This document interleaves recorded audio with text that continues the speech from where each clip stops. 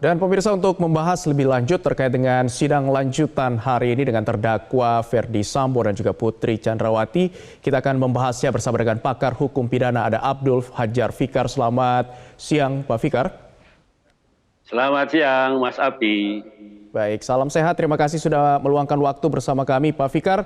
Dari 13 orang saksi yang dihadirkan hari ini adalah orang yang bekerja dengan Ferdy Sambo dan juga Putri Chandrawati. Artinya mereka ini orang-orang internal mereka. Akan seperti apa keterangan yang diberikan? Akankah meringankan atau justru memberatkan kepada terdakwa? Ya, begini. Pada dasarnya yang disebut saksi itu menurut hukum acara pidana adalah mereka yang melihat, mendengar, dan merasakannya sendiri. Siapapun dia, gitu. Apakah dia orang lain, pekerja, bahkan famili, umpamanya ya. Nah itu tidak ada masalah, gitu. Sepanjang dia menyaksikan terjadinya tindak pidana, pengertian menyaksikan itu tadi, melihat, mendengar, merasakan sendiri, ya, maka dia akan dijadikan saksi, ya. Nah tentu saja saksinya saksi yang menjelaskan tentang kejadiannya, ya, kejadian yang kemudian oleh jaksa dikonstruksi sebagai tindak pidana melanggar pasal berapa umpamanya 340 atau 338. Nah artinya saksi-saksi fakta ini seringkali dalam pergaulan sehari-hari disebut saksi yang memberatkan, gitu ya. Padahal bukan memberatkan, maksudnya saksi yang menyaksikan terjadinya tindak pidana, gitu. Nah karena itu ini menjadi penting karena kekuatan dakwaan jaksa itu ya ada pada pembuktian saksi-saksi ini, gitu. Ya, alat bukti kan menurut 184 KUHP selain saksi ada juga ahli nanti, ya, ada juga bukti surat, namanya visum atau apa, ya. Kemudian ada juga keterangan terdakwa sendiri, gitu. Atau bahkan hakim bisa merangkai alat-alat bukti ini, umpamanya dua alat bukti digabungkan menjadi satu petunjuk. Tapi itu sepenuhnya ada di ranah hakim. Artinya hakim yang hanya boleh menyimpulkan ada petunjuk, gitu. Karena dia bisa menggabungkan dua alat bukti, entah keterangan saksi, entah surat, entah keterangan terdakwa digabungkan menjadi petunjuk. Nah, atas dasar itulah hakim akan menjatuhkan putusan, gitu. Nah, dengan pertimbangan seperti itu akan menjatuhkan putusan. Nah, saksi-saksi yang sekarang ini dibawa, ya, itu pasti akan membuktikan itu, ya, membuktikan surat dakwaan itu, ya.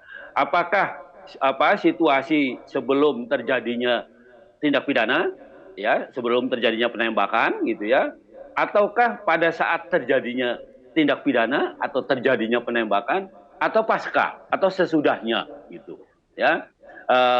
Yang menyaksikan sejauh mana, umpamanya kemarin ada supir ambulan, dia menyaksikan ketika masuk tuh menjelaskan bahwa ketika mendeteksi denyut nadinya sudah tidak ada, sudah meninggal berarti ketika dibawa oleh mobil ambulan. Nah seperti itu, gitu ya. Jadi saksi-saksi ini akan menjelaskan atau memperkuat dakwaan baik pada peristiwa sebelum terjadinya penembakan, pada peristiwa saat terjadinya tindak pidana penembakan itu, dan saat sesudah terjadinya penembakan. Apakah langsung mati atau meninggal dunia, atau ada proses umpamanya dibawa ke rumah sakit masih hidup dan seterusnya. Itu yang akan dibuktikan oleh keterangan saksi-saksi ini. Begitu. Tapi Pak Fikar, kalau kita lihat dari sidang pekan lalu sebelumnya, justru salah satu ART yang juga dihadirkan sebagai saksi pada saat itu, hakim justru mengatakan bahwa keterangannya berubah-ubah, inkonsisten, dan bahkan dikatakan oleh hakim berbohong seperti itu. BAP-nya juga berubah-ubah. Nah, seperti apa sebenarnya kondisi psikologis dari para saksi yang dihadirkan pada hari ini? Mereka kan sebelumnya digaji oleh Sambo. Apakah ada tekanan yang diberikan kepada mereka? Ya, menurut saya begini, mungkin kalau kita definisikan sebagai tekanan dalam pengertian yang biasa, mungkin bukan. Ada orang menekan orang, ya, memaksa orang atau mengancam orang, itu kan tekanan. Tetapi ini tekanan dalam konteks kejiwaan umpamanya. Karena mereka adalah orang-orang yang setiap hari terlibat dan bergaul di rumah itu, gitu. Ya, sehingga pola relasinya juga bukan orang lain gitu. Mereka bagian dari keluarga itu. Bahkan umpamanya di dalam beberapa keluarga Indonesia yang namanya ART, yang namanya sopir, yang namanya tukang kebun, itu pola relasinya sudah seperti keluarga mereka, gitu ya. Nah, sehingga sulit dipisahkan, atau mungkin agak sulit didapatkan keterangan yang objektif gitu. Karena pasti akan ada kebimbangan ya dalam diri saksi-saksi itu ketika harus menyatakan kebenaran gitu. Nah, Ya harus menyatakan fakta yang sebenarnya. Di satu sisi dia harus menyatakan fakta yang sebenarnya, di sisi yang lain secara kejiwaan mereka merasa punya hubungan keluarga dengan para terdakwa. Dalam hal ini Pak FS dan Bu Putri umpamanya.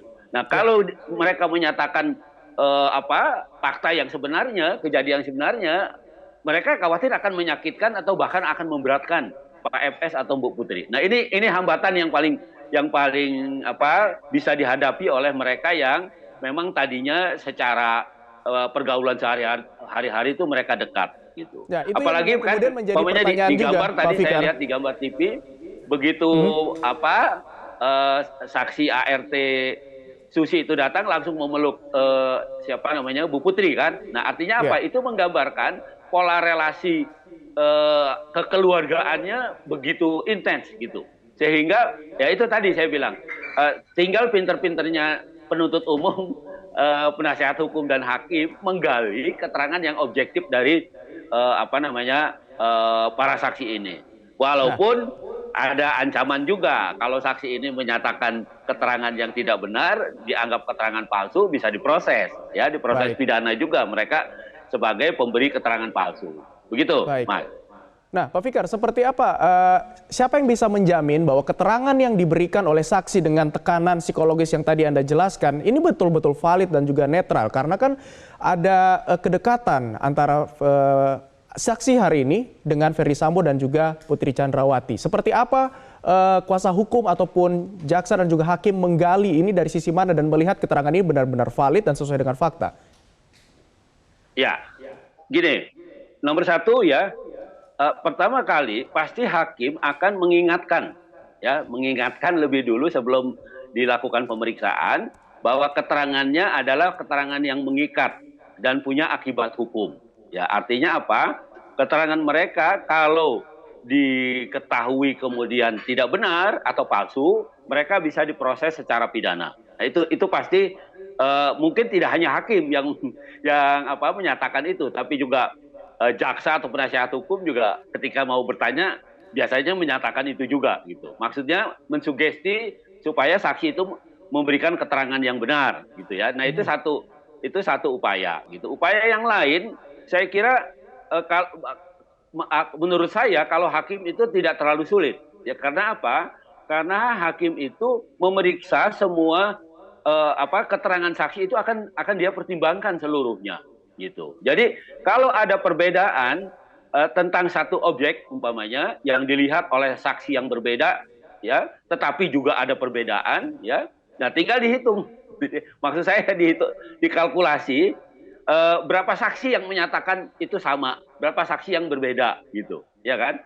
Nah, kalau mereka ada saksi yang yang berbeda, nah ukurannya adalah logis atau tidak logis, kan begitu, ya kan? Nah, ketika tidak logis, maka biasanya dalam putusan hakim akan menyampingkan keterangan saksi-saksi yang tidak logis itu tadi, ya, yang tidak bisa dipertimbangkan, karena setiap pernyataan, entah apakah saksi atau apakah ahli ataukah terdakwa gitu ya di pengadilan, itu harus selalu didukung oleh bukti, harus didukung oleh pembuktian.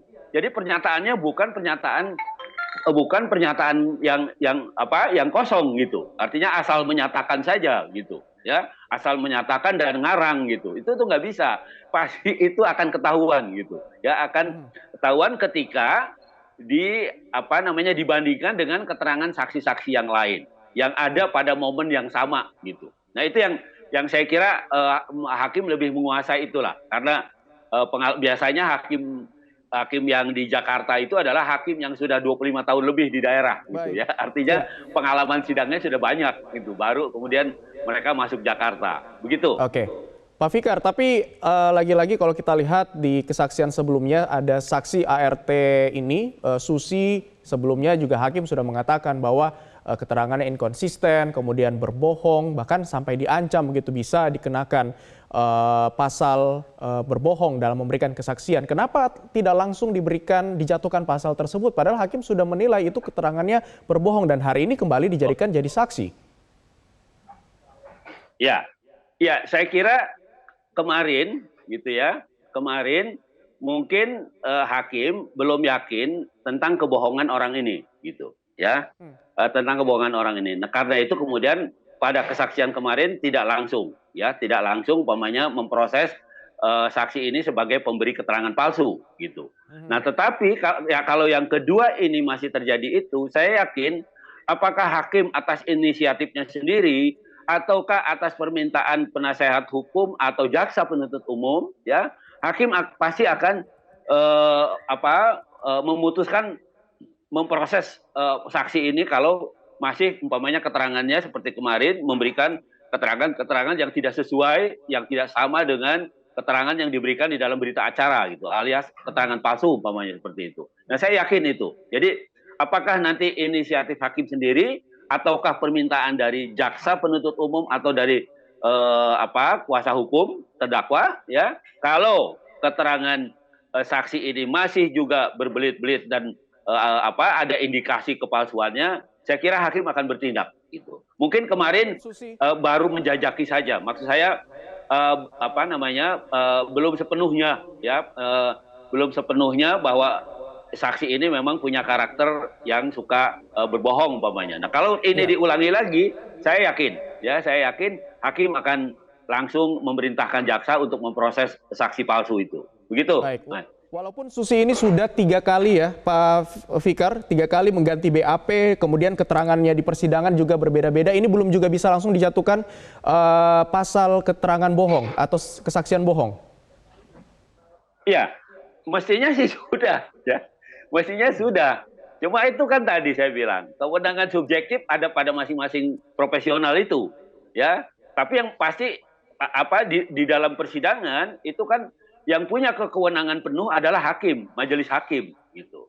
Nah, kalau majelis hakim belum menyatakan dia harus diproses, ya susah juga kita paksakan gitu untuk diproses, ya kan? Baik. Nah, tetapi kalau majelis hakim sudah berkesimpulan itu keterangan palsu dan dia memerintahkan untuk diproses, ya keterangan saksi yang palsu itu, maka mau nggak mau jaksa harus melaksanakan perintah itu gitu. Jadi agak sulit kita mendikte, mungkin menurut pengetahuan awam kita yang melihat persidangan itu sudah memenuhi gitu, tapi mungkin ada pertimbangan lain bagi hakim untuk tidak secara buru-buru menetapkan saksi yang memberikan keterangan palsu itu sebagai saksi palsu atau saksi yang memang bisa diproses sebagai pemberi keterangan palsu di pengadilan. Begitu, Mas.